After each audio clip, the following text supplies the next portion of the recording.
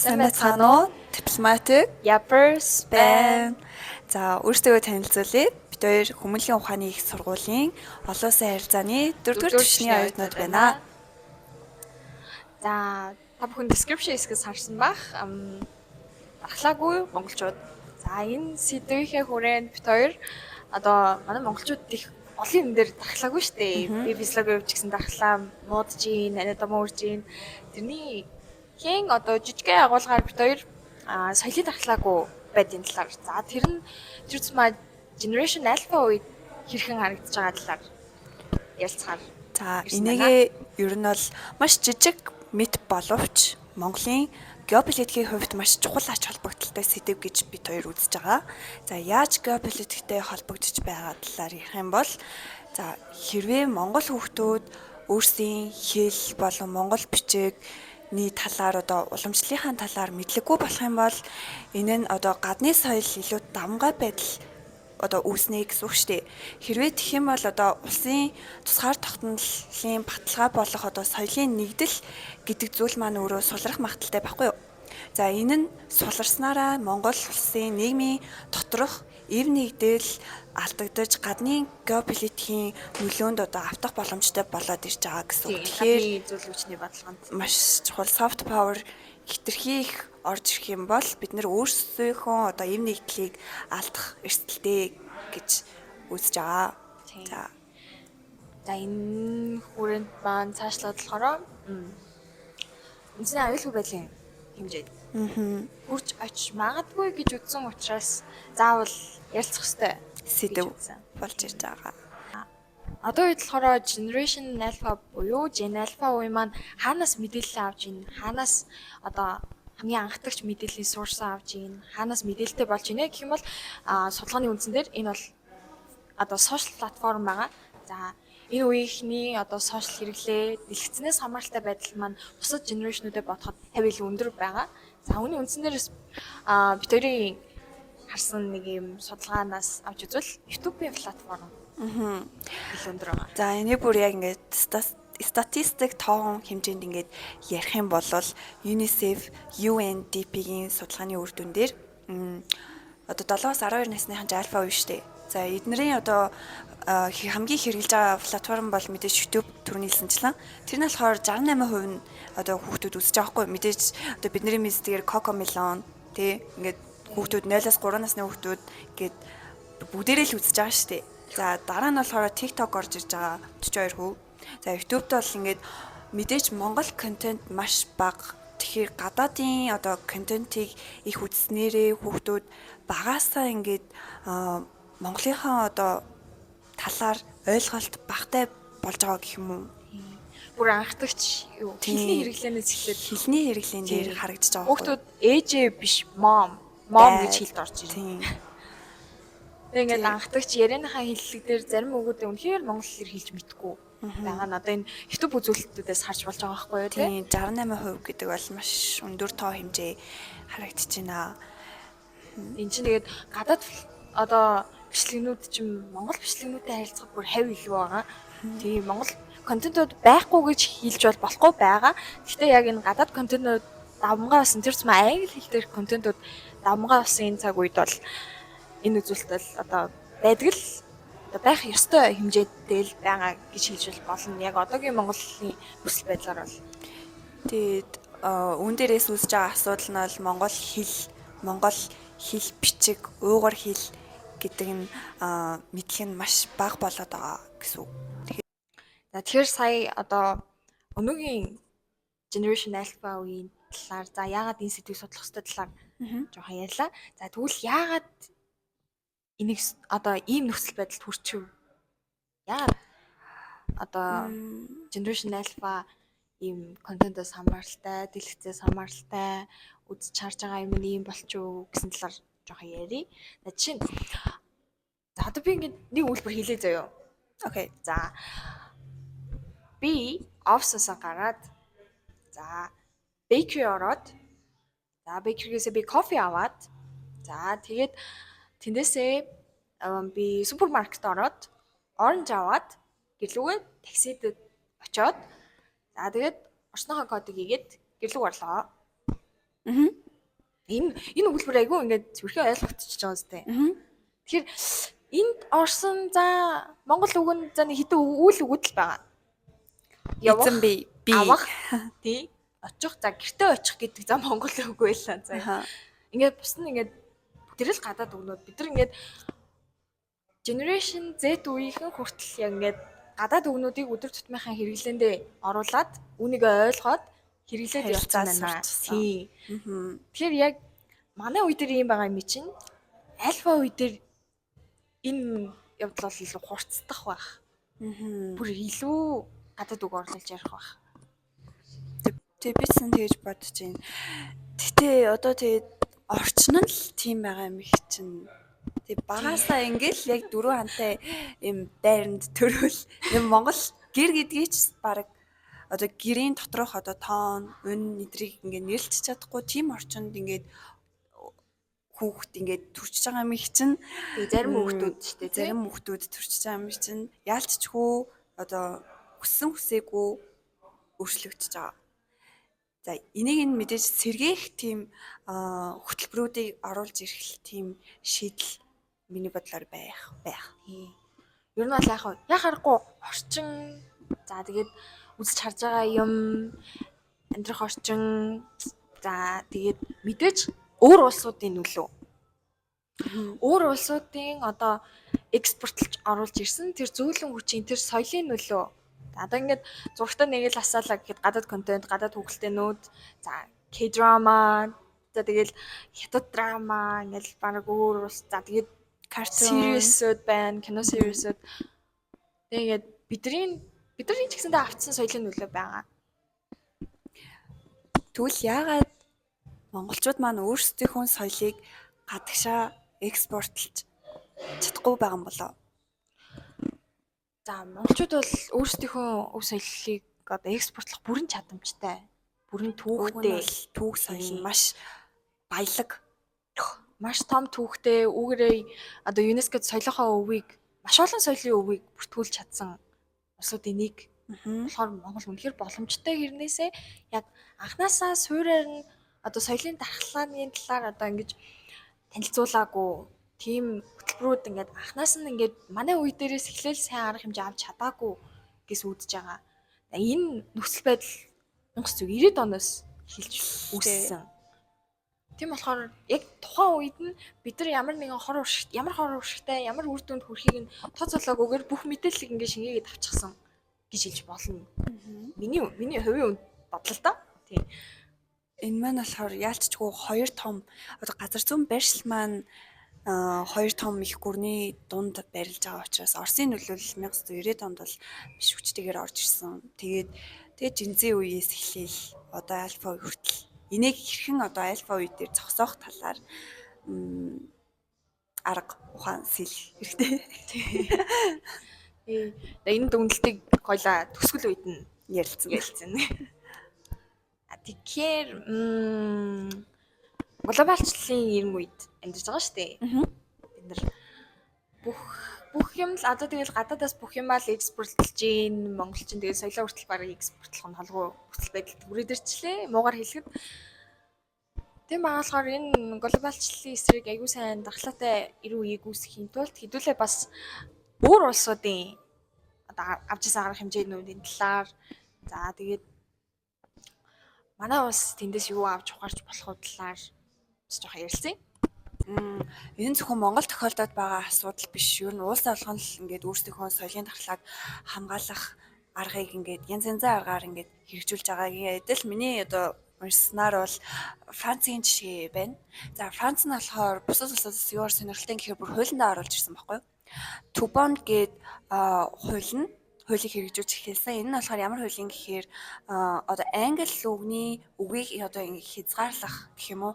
Одоо ингэ гадна нагаа ингээд янз бүрийн зар сурталчилгаа дэлгүүр мэлгүүрийн англиар бичсэн байдаг шүү дээ. Тэр мэрийг ингэж хязгаарлаад тэгээд одоо энэ номд ч юм уу яриа хэлэнд ингээд хязгаарлалт ер нь хуулиндаа оруулаад хэрэгжүүлээд эхэлсэн гэсэн. За мөн одоо энэ тоглоом хүүхдүүдэд одоо тоглоом, ном гэх мэт контент орж иж байгаа. Эднэрийг болохоор өөрхөн одоо Франц хэлийг дэлгэрүүлэх Франц одоо хэв маягаар одоо ингээд үйлдвэрлэж эхэлсэн байгаа. Энэ нь болохоор өөрсдийнхөө одоо соёлын дархлааг хамгаалах бас нэг том жишээ байсан гэх юм уу. Тоглоом энэ төр чинь бол хүүхдүүдэд их чухал ажил бодол үе шүү дээ. Тэгээ би яг нэг тэгээд хэлсэн чинь нэг Франц юм цагаан толгойн дуу амар алдартай болж ирсэн шүү дээ. Нэгсэн бүр ингээд яг нөгөө аян дээр нь тэрнээс амар сонирхолтой бүр ингээд англи цагаан толгойн дуунаас илүү айгүй сонирхолтой аргаар Франц цагаан толгой ийцэнгээд айгүй дуу мунууд амар хөөрхөн санагдчихсэн. Гоё байж байгаа. Тэгээ энэ мэт арга бас байж болох юм байна. За тэгвэл чиний хувьд нөгөө нэг өөр улсуудын жишээ энэ тэндээс юу сонсч ирсэн тийм юм байгаа юу? Бага. За барууны соёлын нөлөөнд өртсөн одоо маш олон улсуудын жишээ байгаа. За тэр нэгээд 1900-аад оноос хойшоо за 19-р зуунаас хойшоогоо одоо маш олон Азийн орнууд барууны соёлын нөлөөнд хэд авталттай байсан. За үүнээс нэг орны жишээ дурдъя гэх юм бол би Япон орныг онцлог дурдмаар байна. За Япон орн маань болохоор 19-р зуунаас эхлээд одоо маш хүчтэйгээр барууны соёлын нөлөөнд өртөжсэн.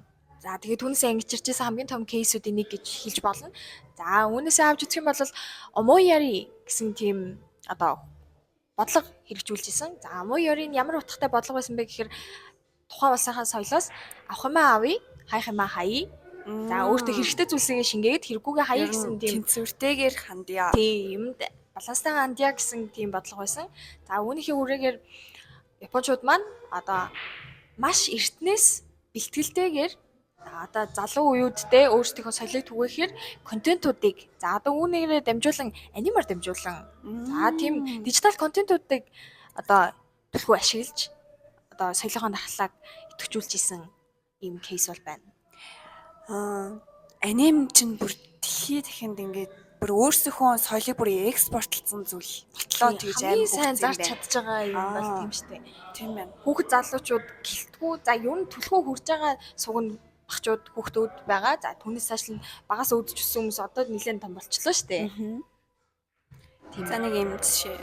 Тэгэхээр ер нь энэ хоёр улсуудын жишээнээс одоо хамгийн том жишээ болсон энэ хоёр улсуудаас авч үзэх юм бол энэ улсууд маань ерөнхийдөө контентоор дамжуулж за хүүхдүүдийг яг хүрээ гэсэн сувгийг анханаас нь яг харж чадсан гэж үзэж байна. Хянаад тийм анханаас нь ингээд контентоор нь дамжуулан үзэж харж байгаа зүйлээс нь яг дуртай зүйлээр нь дамжуулж одоо өөрсдийнхөө өв соёлыг тэр хүүхдүүдэд илүү сайн ойртуулж чадсан болов гэж өмнөөсөө бол хараад дүгнэлт хийж болохоор байгаа.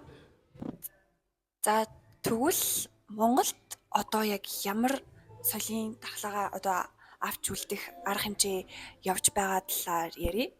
За ер нь бол эхлээд бол хамгийн түрүүнд монгол хэлний нөгөө тухай хуулийн одоо хэрэгжилт орж ирж байна. Энэ нь болохоор ер нь эргэн тойрны маань ер нь амьдралд ингээд одоо мэдгэцдэг болсон шүү дээ. Жишээ нь одоо ингээд янз бүрийн одоо улсын байгууллагад ороход төрийн албан хаагчийн шалгалтанд одоо монгол бичиг орж ирдэг.